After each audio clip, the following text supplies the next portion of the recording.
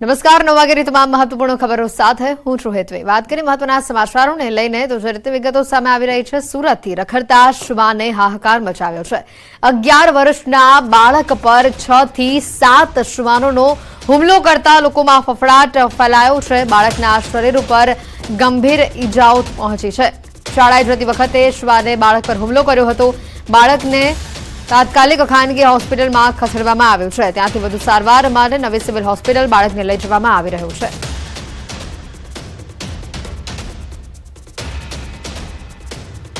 સુરતમાં શ્વાનનો આતંક યથાવત હોવાનો વધુ એક કિસ્સો સામે આવ્યો છે। શાળાએ જતા બાળક પર શ્વાને હુમલો કર્યો। બાળકને ગંભીર ઈજાઓ પહોંચતા બાળકને સારવાર હેઠળ ખસેડવામાં આવ્યો છે। શાળાએ જતી વખતે શ્વાને બાળક પર હુમલો કર્યો હતો અને બાળક હાલ ગંભીર રીતે ઇજાગ્રસ્ત હોવાની માહિતી સામે આવી રહી છે। સતત શ્વાનના આ પ્રકારના હુમલાથી લોકોમાં ભયનો માહોલ જોવા મળી રહ્યો છે, સાથે લોકોમાં રોષ પણ જોવા મળી રહ્યો છે। બાળકના શરીર પર જે ગંભીર નિશાનો મળી આવ્યા છે હુમલાના, તાત્કાલિક ખાનગી હોસ્પિટલમાં સારવાર માટે બાળકને ખસેડવામાં આવ્યું હતું। ત્યાંથી વધુ સારવાર માટે નવી સિવિલ હોસ્પિટલ બાળકને લઈ જવામાં આવી રહ્યું છે।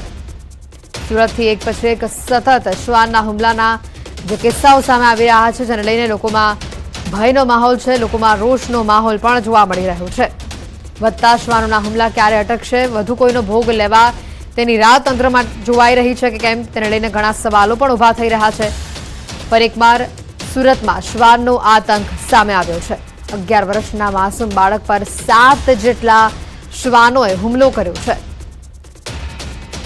મોટી સંખ્યામાં શ્વાનોના ટોળાએ બાળક પર હુમલો કર્યો, જેના કારણે બાળકને ગંભીર ઈજાઓ પહોંચી છે।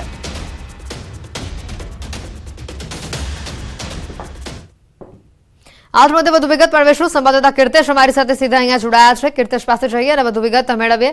કીર્તેશ, જે રીતના દ્રશ્યો સામે આવ્યા હતા, 7 શ્વાનો 11 વર્ષના માસૂમ બાળક પર હુમલો કર્યો છે અને સતત આ પ્રકારના કિસ્સા સામે આવી રહ્યા છે, તંત્ર શું કરી રહ્યું છે?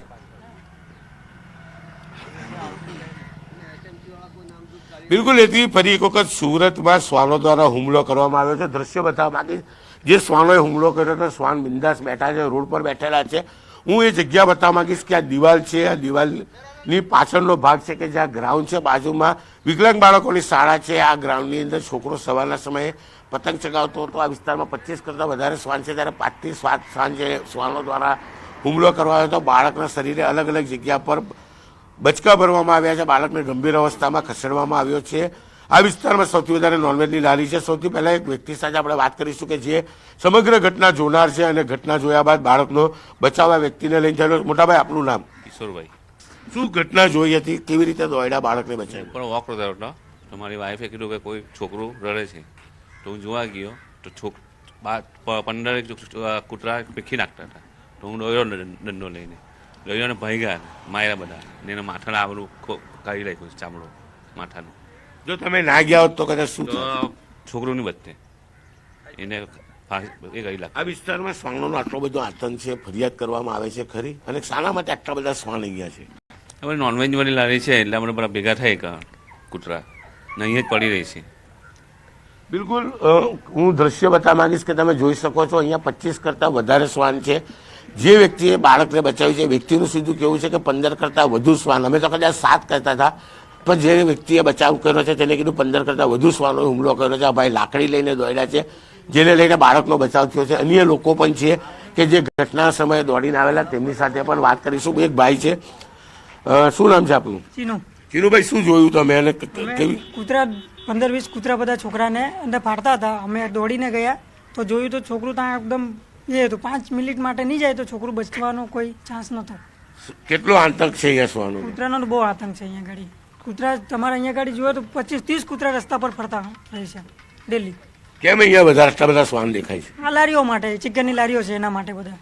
બિલકુલ, હું કેમેરામેનને કહીશ કે દ્રશ્ય બતાવવાનો પ્રયાસ કરશે। મારી પાછળ દેખાય છે લાઇનસર 15 થી 20 જેટલી નોનવેજની લારીઓ છે। અહીંયા મોટે ભાગે સાંજ પડતા આ તમામ શ્વાનો દાવત કરતા હોય છે। લોકો જે ખાઈ નોનવેજના હાડકા ફેંકતા હોય છે, તે ખાધા બાદ અહીંયા શ્વાનો મોટી સંખ્યામાં જોવા મળતા હોય છે। જે શ્વાનો હુમલા કરતા 25 થી 30 જેટલા શ્વાન છે। આમ તો આ શ્વાનો એકલ દોકલ હુમલો કરતા હોય છે, પણ આજે જે રીતે બાળક પર હુમલો કર્યો, કારણ કે સૌથી મોટી વાત છે કે આ વિસ્તારમાં સૌથી વધારે મજૂર લોકો રહે છે, મજૂરના બાળકો છે, અને એનાથી મોટું છે કે વિકલાંગોની એક શાળા છે કે જ્યાં 150 થી 200 જેટલા બાળકો અભ્યાસ માટે આવતા હોય છે અને એ જગ્યા પર આ ઘટના બની છે. અહીંયા સતત શ્વાનોનો આતંક છે. અનેક વખત ફરિયાદો કરવા છતાં બી તંત્ર શ્વાનોને લઈ જાય છે અને 2 દિવસ બાદ પરત મૂકી જાય છે.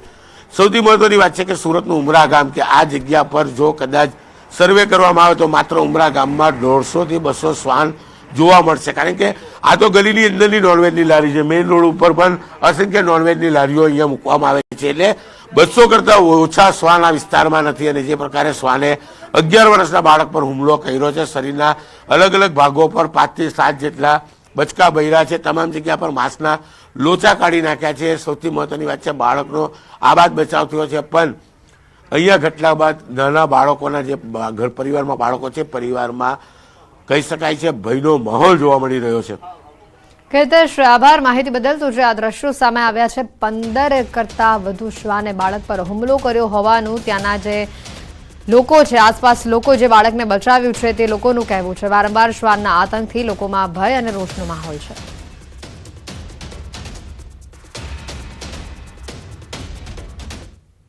તો આ તરફ દેવભૂમિ દ્વારકામાં ફરી એકવાર રખડતા શ્વાનનો આતંક સામે આવ્યો છે. કલ્યાણપુર તાલુકાના વીરપર ગામે બાળક પર હુમલો કરવામાં આવ્યો. શ્વાનના હુમલામાં બાળકને ગંભીર ઈજાઓ પહોંચી છે. ઈજાગ્રસ્ત બાળકને ખંભાળિયા જનરલ હોસ્પિટલમાં ખસેડાયું છે. મોઢાના ભાગે ગંભીર ઈજાના કારણે બાળકને જામનગર ખસેડવામાં આવ્યું હતું.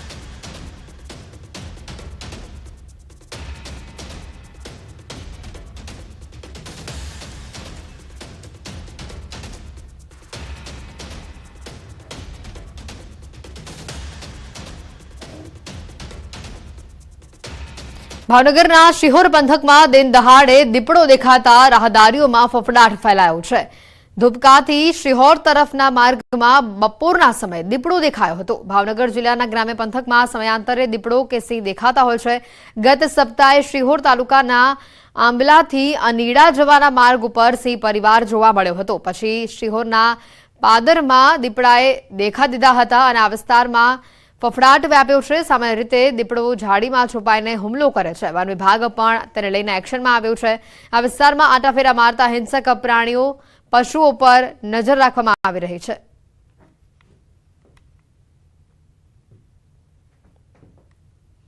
સુરતમાં મહુવાના વડિયાના લોકોનો જીવ પરથી મોટો ખતરો ટળ્યો છે. લોહીનો પ્યાસો બનેલો દીપડો પકડાયો છે. સુરત જિલ્લાના મહુવા તાલુકાના વડિયા ગામના લોકોની રાતોની ઊંઘ થઈ ગઈ છે હરામ. વડિયા ગામના લોકો ઘરની બહાર નીકળતા પણ ડરતા હતા. લોકોના જીવ પર ઊભો થયો હતો મોટો ખતરો. લોકો પોતાના ખેતરે જતા પણ ડરતા હતા, કેમ કે આ વિસ્તારમાં છેલ્લા કેટલાક દિવસોથી માનવભક્ષી દીપડાના આંટાફેરા વધી ગયા. માનવીના લોહીનો તરસ્યો બનેલો દીપડો એવી દહેશત ફેલાવી રહ્યો હતો કે લોકો થરથર ધ્રુજતા હતા. પણ આ જ આદમખોર દીપડો હવે પાંજરે પુરાઈ ગયો છે. છેલ્લા કેટલાય દિવસોથી આતંક મચાવનારો દીપડો આવી ગયો સકંજામાં. વડિયા ગામે ખૂંખાર દીપડો પાંજરે પુરાતા એના બરડી ફળિયામાં રહેલા લોકોએ રાહતનો શ્વાસ લીધો. પરંતુ હવે દીપડો પકડાઈ જતા મીઠી નિંદર પણ માણી રહ્યા છે. 4-5 દિવસ અગાઉ જ વડિયા ગામે બરડી ફળિયામાં વાછરડા પર દીપડાએ જીવલેણ હુમલો કર્યો. વાછરડા પરના હુમલાથી બરડી ફળિયાના સ્થાનિકોમાં ફફડાટ ફેલાયો. આ ઘટના અંગે વન વિભાગને જાણ કરાતા વન વિભાગ દ્વારા દીપડાને કેદ કરવા પાંજરું મૂકવામાં આવ્યું. ત્યારે આ ખૂંખાર દીપડો ફરી પાલતુ પશુનો શિકાર કરવા આવવા જતા આ બાદ પાંજરામાં પુરાઈ ગયો. વન વિભાગ દ્વારા દીપડાનો કબજો મેળવી લેતા સ્થાનિકોએ રાહતનો શ્વાસ લીધો. દ્વારકાના સલાયા બંદરે બોટમાં ભીષણ આગ લાગી. માછીમારની બોટમાં અચાનક જ આગ ભભૂકી ઉઠી. સફીટુરા નજીક બોટમાં વિકરાળ આગ લાગી હતી. દ્વારકા જિલ્લાના સલાયા બંદરે લાંગરેલી ફિશિંગ બોટમાં આગ લાગી. આગ લાગતા અફરાતફરી મચી ગઈ હતી. આગ લાગવાથી બોટ અને બોટમાં રહેલ માલ સામાન બળીને ખાખ થયો છે. સદનસીબે બોટમાં કોઈ હાજર ન હોવાથી જાનહાનિ ટળી છે.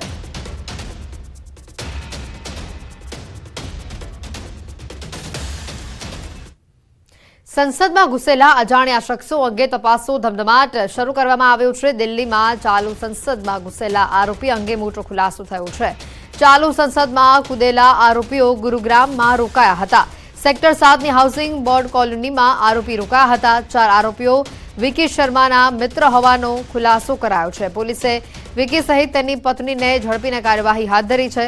સંસદ ભવનની સુરક્ષા અંગે વિપક્ષનું પ્રતિનિધિ મંડળ રાષ્ટ્રપતિ સાથે મુલાકાત કરે તેવી શક્યતાઓ જણાઈ રહી છે. સૂત્રોએ જણાવ્યું છે કે ઇન્ડિયા ગઠબંધનના નેતાઓની બેઠક યોજાશે અને ત્યારબાદ રાષ્ટ્રપતિને મળવાનો સમય માંગશે. તો બીજી તરફ આરોપીના મિત્ર વિકી શર્માના ઘરેથી વધુ જાણકારી પણ મેળવી છે.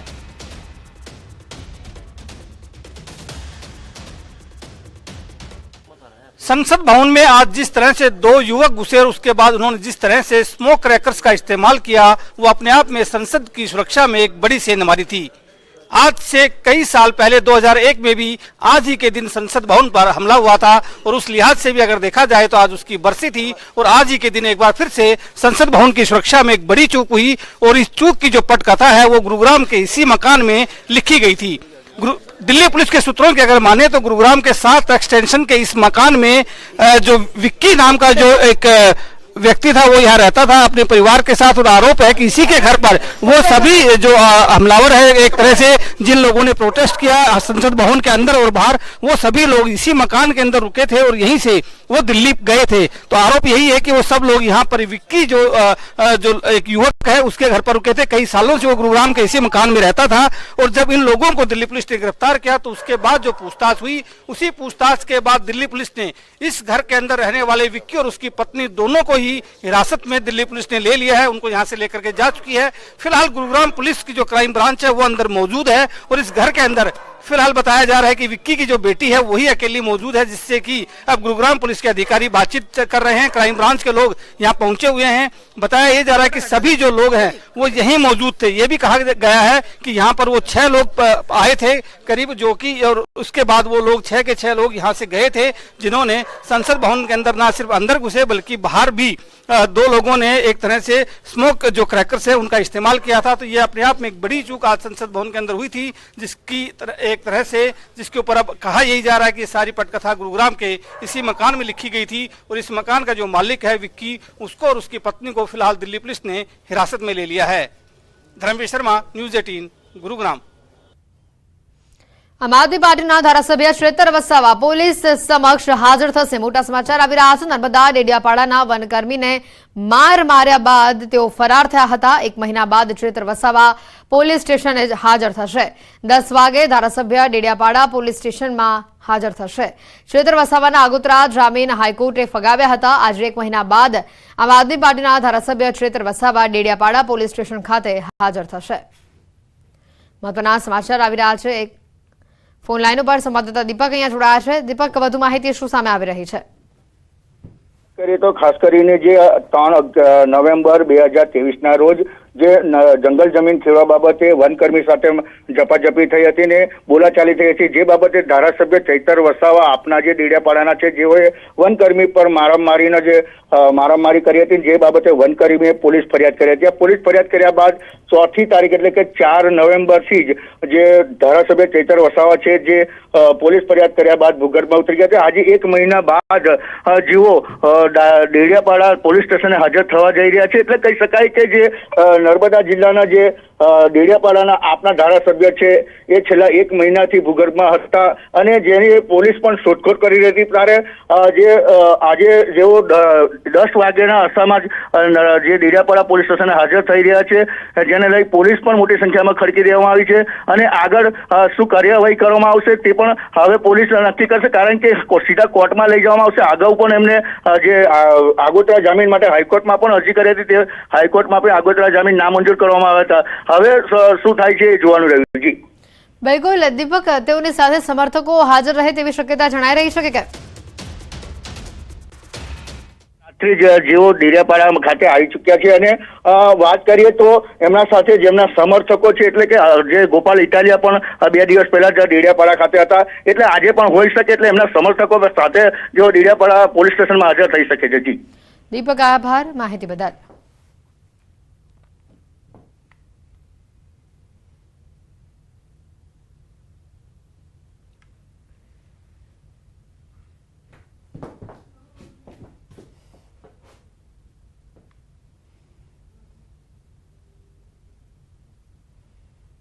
સમાચારોમાં હાલ રોકાઈશું એક બ્રેક બાદ, પરંતુ તે પહેલા નજર ટોપ 3 ખબરો પર.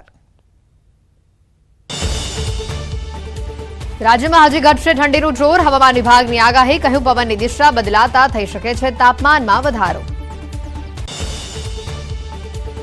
અમદાવાદથી અયોધ્યા સુધીની નોન સ્ટોપ ફ્લાઇટ 11 જાન્યુઆરીથી શરૂ થશે. નોન સ્ટોપ ફ્લાઇટ 22 જાન્યુઆરીએ મંદિરમાં સ્થાપિત થશે રામલલ્લા. સંસદની સુરક્ષા મામલે વિપક્ષી નેતાઓ રાષ્ટ્રપતિ સાથે કરશે મુલાકાત. ગઈકાલે ચાલુ સંસદમાં કૂદ્યા હતા 2 અજાણ્યા શખ્સો.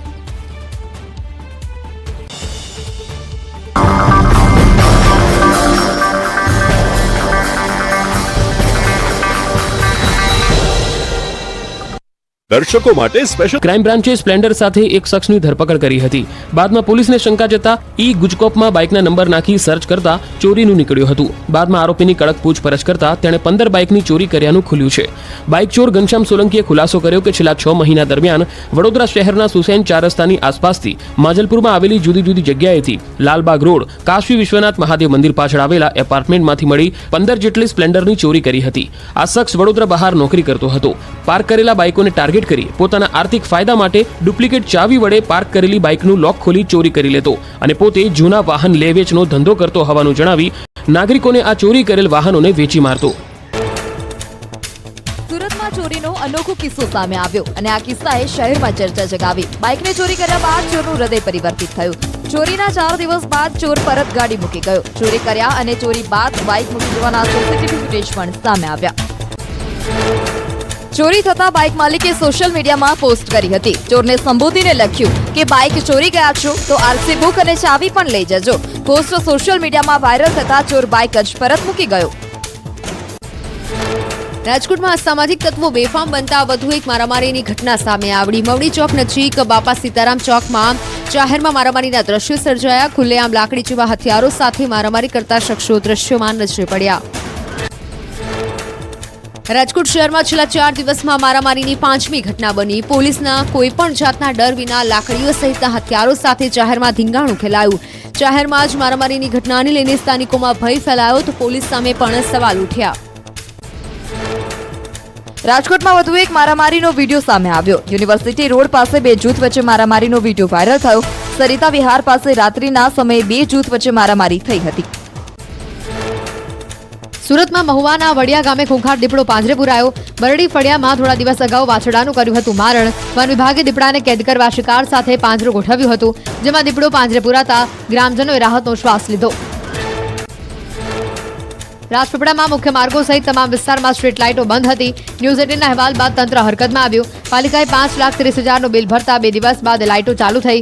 પાલિકાએ બિલ ચૂકવવા સરકાર પાસેથી 7.5 કરોડ લોન માંગી. બનાસકાંઠાના કાંકરેજના શિહોરીમાં નેશનલ હાઈવે ઓથોરિટીની બેદરકારીના કારણે લોકોને માથાનો દુખાવો બન્યો. મુખ્ય રસ્તાની સાઈડમાં ખુલ્લી ગટરો, નાળાના સાઈડમાં ટર્નિંગ લેતા ખુલ્લી ગટરમાં વાહન ખાબક્યું. ભારે જહેમત બાદ વાહનને બહાર કાઢવામાં આવ્યું. આગામી 5 દિવસ રાજ્યમાં વાતાવરણ સૂકું રહેવાની હવામાન વિભાગની આગાહી. આગામી 24 કલાક બાદ તાપમાનમાં 2 થી 3 ડિગ્રીનો વધારો થઈ શકે. કચ્છના નલિયામાં વહેલી સવારે ઠંડીનો ચમકારો જોવા મળ્યો. 8 થી 10 ડિગ્રી તાપમાન સાથે રાજ્યનું સૌથી ઠંડુ શહેર નલિયા નોંધાયું. ખુલ્લા વિસ્તારોમાં ઠંડીના પ્રમાણમાં વધારો. ભાવનગર માર્કેટિંગ યાર્ડ ખેડૂતોએ હરાજી બંધ કરાવી નોંધાવ્યો વિરોધ. ડુંગળીમાં વજન કપાતને લઈ ખેડૂતોએ વિરોધ નોંધાવી હરાજી બંધ કરાવી. કપાસની હરાજી મોડી શરૂ કરવામાં આવતા ખેડૂતોમાં રોષ. ધોરાજીમાં ડુંગળીની નિકાસબંધી હટાવવાની માંગ સાથે ડેપ્યુટી કલેક્ટરને આવેદનપત્ર. ખેડૂતોના મતે સૌરાષ્ટ્રમાં ડુંગળીનું પુષ્કળ ઉત્પાદન થયું, પરંતુ બજારમાં ડુંગળી વેચવાના સમયે જ સરકારે ડુંગળીની નિકાસ પર પ્રતિબંધ લગાવતા ભાવ ગગડી ગયા. ડુંગળીની નિકાસ પર પ્રતિબંધ હટાવવા ભાજપના ધારાસભ્ય નીરજ બાત, ધોરાજી ઉપલેટાના ધારાસભ્ય મહેન્દ્ર પાડલિયાએ પ્રતિબંધ હટાવવાની માંગ કરતો પત્ર કૃષિમંત્રીને લખ્યો. તાત્કાલિક નિકાસથી છૂટ આપવા અને ડુંગળીના પૂરતા ભાવ ન મળતા હોવાનો પત્રમાં ઉલ્લેખ. ડુંગળીના નિકાસ અંગે સાંસદ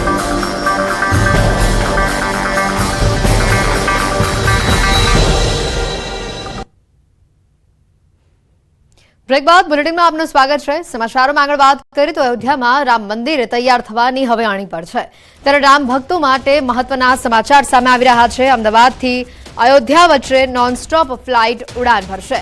22 જાન્યુઆરી 2024ના રોજ રામલલ્લા મંદિરમાં સ્થાપિત કરાશે. ત્યારે ભવ્ય સમારંભને નિહાળવા દેશ વિદેશથી મોટી સંખ્યામાં લોકો અયોધ્યા ખાતે પહોંચશે. ત્યારે ભક્તોને અયોધ્યા પહોંચવા માટે 11 જાન્યુઆરીથી અમદાવાદથી અયોધ્યા નોન સ્ટોપ ફ્લાઇટ શરૂ કરાશે, જેથી ભક્તોને અમદાવાદથી સીધા અયોધ્યા પહોંચવામાં સરળતા રહેશે.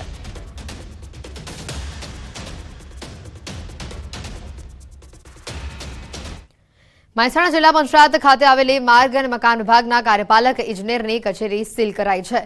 ખેડૂતોને જમીન વળતરના નાણાં નહીં ચૂકવાતા વિજાપુર સિવિલ કોર્ટના હુકમ બાદ કચેરીને સીલ કરવાની કામગીરી હાથ ધરાઈ છે.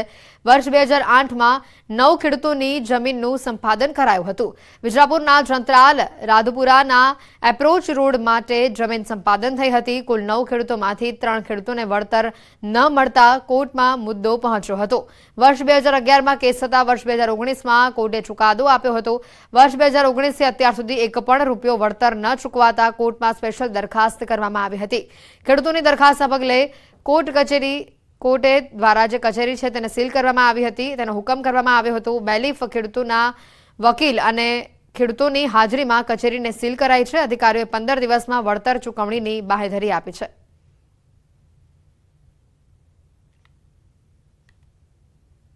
ત્યાંની જમીન મારી 2 ગજ જમીન રોડમાં ગયેલી હતી. રોડનું વળતર પાસ થયું હતું તે પૈસા મળેલ નહીં. ઘણી વાત રજૂઆત કરેલી પણ પૈસા પરત અમને મળ્યા નહીં. એના માટે અમે આ કાર્યવાહી કરે. લગભગ 75-92 લાખ જેવું. એ કેસ નામદાર કોર્ટમાં 2019ની સાલમાં ચાલી ગયેલું હતું, જેના વળતરની રકમ અમારા અસીલને 75 લાખ રૂપિયા જેવી લેવાની નીકળતી હતી. 5 દિવસ સુધી જિલ્લા પંચાયત કાર્યપાલક ઇજનેરશ્રી જિલ્લા પંચાયત દ્વારા કોઈપણ પ્રકારનું વળતર નામદાર કોર્ટમાં જમા કરાવેલું ન હતું. જેથી અમે જે વળતર મેળવવા સારું સ્પેશિયલ દરખાસ્ત ભરી, જેના અનુસંધાનમાં આજ નામદાર કોર્ટના હુકમથી આજ એમની એક ઓફિસ સીલ કરવાનો કાર્યક્રમ રાખવામાં આવેલો હતો. એએમસીના સફારી અને બાયોડાયવર્સિટી પાર્કને લઈને સમાચાર સામે આવી રહ્યા છે. અમદાવાદીઓનું સપનું રોડાયું છે. હવે નહીં બને જંગલ સફારી પાર્ક. સફારી પાર્કનું આયોજન પડતું મુકાયું છે. સૂત્રો તરફથી આ માહિતી સામે આવી રહી છે. 250 કરોડના ખર્ચે સફારી પાર્કનું આયોજન કરવામાં આવ્યું હતું. ગ્યાસપુર ખાતે બનનારા આ પાર્કનું આયોજન હવે પડતું મુકાયું છે. એએમસીમાં હોદ્દેદારો બદલાતા પ્રોજેક્ટનું ભાવિ પૂર્ણ થયું છે. વર્તમાન શાસકો અને તંત્રનો આગળ વધવાનો ઇનકાર આ સામે આવી રહ્યું છે. આ સૂત્રો તરફથી વિગત આવી રહી છે. 6 સપ્ટેમ્બર 2023ની સ્ટેન્ડિંગ કમિટીમાં તત્કાલીન ચેરમેન હિતેશ બારોટ દ્વારા કરાઈ હતી. અમદાવાદમાં પણ સ્ટેચ્યુ ઓફ યુનિટી માફક વિશાળ સફારી પાર્ક બનાવવાની જે જાહેરાત છે તેને કરાઈ હતી. 6 સપ્ટેમ્બરની સ્ટેન્ડિંગ કમિટી હિતેશ બારોટની ચેરમેન તરીકેના આખરી સ્ટેન્ડિંગ કમિટી હતી. જાહેરાત થયા બાદથી આજ દિવસ સુધી આ મામલે કોઈ જ પ્રગતિ થઈ નથી અને જેને લઈને અનેક પ્રશ્નો પણ ઉઠ્યા છે. પાર્કની ડિઝાઇન બનાવવા હજી સુધી કન્સલ્ટન્ટની પણ નિમણૂક થઈ નથી. ભાજપની ફક્ત જાહેરાત કરવામાં જ માનતો હોવાનો વિપક્ષ દ્વારા આરોપ છે. હોદ્દેદારો બદલાયા બાદ ભાજપની આંતરિક ખેંચતાણ મામલે પણ વિપક્ષી નેતાઓએ ભાજપને સવાલો પૂછ્યા છે. જૂના ચેરમેન દ્વારા મંજૂર કરાયેલા કામમાં વર્તમાન ચેરમેન રસ કેમ નથી દાખવી રહ્યા, આ સવાલ વિપક્ષે કર્યો છે.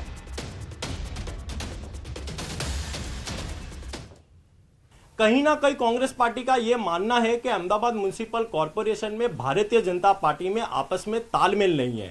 इसी तालमेल के कारण अहमदाबाद शहर के विकास कार्यों पर रोक लगाई जा रही है. कांग्रेस पार्टी का यह मानना है कि जो भी वादे भारतीय जनता पार्टी के पूर्व चेयरमैन ने किए हो या किसी भी पदाधिकारी ने किए हो, उन सभी वादों को पूरा करना चाहिए.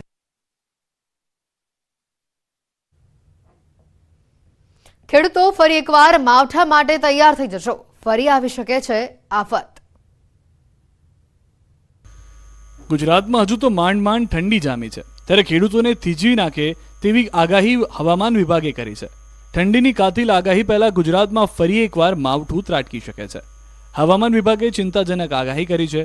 શિયાળુ પાક પર ફરી ખતરાના એંધાણ વર્તાઈ રહ્યા છે. કેટલાક વિસ્તારોમાં વાદળછાયું વાતાવરણ રહેશે.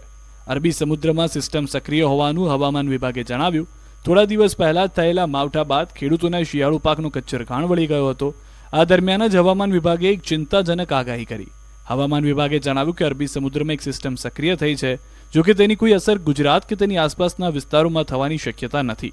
આ સાથે જ તેમણે જણાવ્યું કે આ સપ્તાહમાં ગુજરાતના અનેક વિસ્તારોમાં વાદળછાયું વાતાવરણ રહી શકે છે. હવામાન વિભાગની આગાહી અનુસાર આગામી 5 દિવસ સુધી રાજ્યમાં વરસાદી માહોલ રહેશે. કમોસમી વરસાદની આગાહી ભલે ન હોય, પરંતુ ઠંડી ઘટશે અને વાદળછાયું વાતાવરણ છવાશે તો ખેડૂતોએ વાવેલા શિયાળુ પાક પર મોટી અસર પડી શકે છે. થોડા દિવસ પહેલા જ આવેલી આકાશી આફતથી રાજ્યના મોટાભાગના વિસ્તારોમાં ખેડૂતોના પાકને ભારે નુકસાન પહોંચ્યું હતું. હવે જો વાદળછાયું વાતાવરણ બનશે તો પાકને નુકસાન થઈ શકે છે.